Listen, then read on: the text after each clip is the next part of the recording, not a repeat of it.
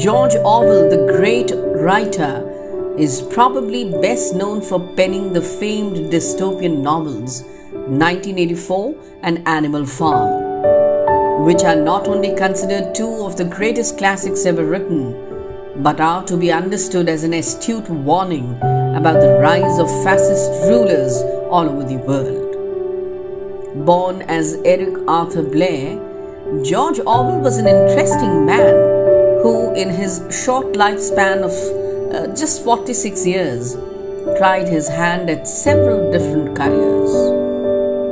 Orwell attended prep school as a child and hated it. In his melodramatic essay, Such Were the Joys, he accounts his time in St. Cyprian School as terrible, all-powerful monsters, and labeled the institution itself, I quote, an expensive and snobbish school, which was in the process of becoming more snobbish, and I imagine more expensive, unquote. Young Eric was known to be a prankster.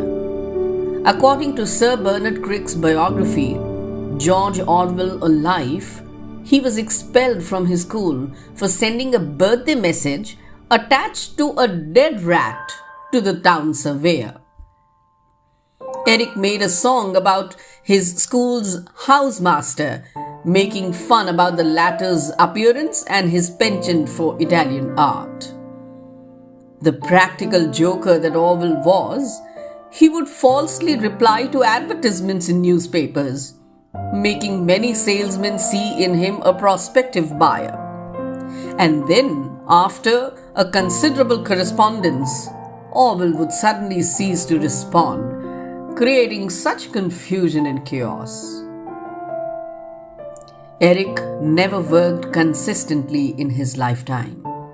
Instead, he took up varied small jobs just so that he could get ample space and exposure to research for his books.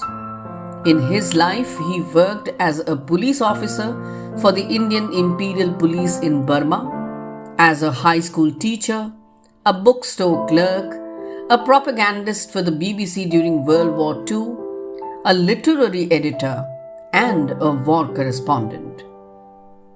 He also had stints as a dishwasher in Paris and as a hop picker for breweries in Kent, England. During his time in Paris and London, Orwell investigated the poorest areas of the two cities. He sought out the darker distractions of London and once got deliberately drunk so that he was arrested and was able to learn about prisons. Orwell drank a great deal and then made a scene that got him arrested. He spent 48 hours in custody before being released. This is one of the many experiences that helped him write his memoir, Down and Out in Paris and London. While working in the Burmese police force, he got small tattoos on each of his knuckles. God knows why he got them, but some scholars believe that the tattoos were part of a Burmese superstition that suggested that they would protect the wearer from being shot. Many others believe that Orwell got them simply to stand out among the other soldiers. Orwell was noted throughout his time with the police as a loner, set apart by his desire to spend time reading and writing. Eric's first wife, Eileen, with whom he adopted a son, died in 1945. He then proposed to several women, sometimes luring them with comments like how he would probably die very soon and leave his estate to his widow, but never seemed to receive a yes. In 1949, he finally married a woman named Sonia Brownell. The marriage was performed in a hospital room, and 3 months later, Orwell died, leaving all his novels' royalties to Sonia.